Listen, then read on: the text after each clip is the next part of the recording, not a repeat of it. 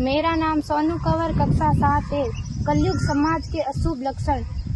कुटुंब कम हुआ, संबंध कम हुआ, प्रेम कम हुआ, मर्यादा कम हुई, लाज लज्जा कम हुई, विनम्रता कम हुई, समर्पण कम हुए, पुस्तक वाचन कम हुआ, खान पान की शुद्धता कम हुई, बाल कम हुए, कपड़े कम हुए, नींद कम हुई, घी मक्खन कम हुआ, पीतल तांबे के बर्तन कम हुए, भाई भाई का प्रेम कम हुआ, सत्य कम हुआ, अतिथि कम हुए, धैर्य कम हुआ, श्रद्धा और विश्वास कम हुआ, बड़ों का सम्मान कम हुआ और भी बहुत कुछ कम हुआ, जिससे जीवन सहज था, सरल था। संतान को दोष न दे।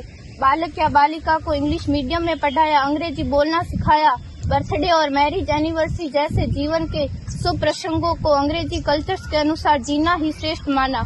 माता पिता को मम्मी डैड कहना सिखाया। जब अंग्रेजी कल्चर से परिपूर्ण बालक या बालिका बड़ा होकर आपको समय नहीं देता, आपकी भावनाओं को नहीं समझता, आपको तुच्छ मानकर आपसे जुबान लड़ाता, जब आपको बच्चे में कोई संस्कार नजर नहीं आता, तब घर के वातावरण को गमगीन किए बिना, संतान को दोष दिए बिना एकांत में जाकर रो लीजिएगा, क्योंकि पुत्र या पुत्री की पहली वर्षगांठ से ही भारतीय संस्कारों के बजाय, मंदिर जाने के बजाय केक कैसे काटा जाता है, यह सिखाने वाले आप और अम्मी है। जब बच्चा पहली बार घर से बाहर निकलता है तो प्रणाम और आशीर्वाद के बदले बाय बाय कहना सिखाने वाले आप और अम्मी है।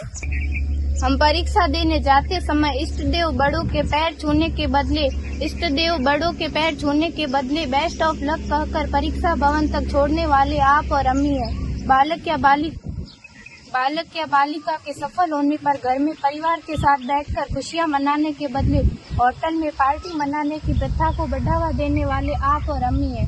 बालक या बालिका के विवाह के पश्चात कुल देवता देव दर्शन भेजने से पहले हनीमून के लिए फॉरेन टूरिस्ट स्पॉट भेजने की तैयारी करने वाले आप और अम्मी है। ऐसी कई ढेर सारी अंग्रेजी कल्चर्स को हमने जाने अनजाने स्वीकार कर दिया है। अब तो बड़े बुजुर्गों के पैर छूने में भी शर्म आती है। गलती किसकी? मात्र आपके माता और पिता की। अंग्रेजी अंतर्राष्ट्रीय भाषा है, से काम का जेतु सीखना है, अच्छी बात है, लेकिन इसकी संस्कृति को अपने जीवन में उतारने की तो कोई बाध्यता नहीं थी। अपनी समृद्ध संस्कृति को त्याग कर नैतिक मूल्यों, मानवीय संवेदनाओं से रहित अन्य सभ्यताओं की जीवन शैली अपनाकर हमने क्या पाया? अवैध संबंध, टूटते रिश्ते, व्यसन युक्त धन, थके हारे मन, छल भरे रिश्ते, अनुशासनहीन संतानें, असुरक्षित समाज। एक बार विचार जरूर कीजिएगा कि संस्कारवान पीढ़ी क्यों आवश्यक है।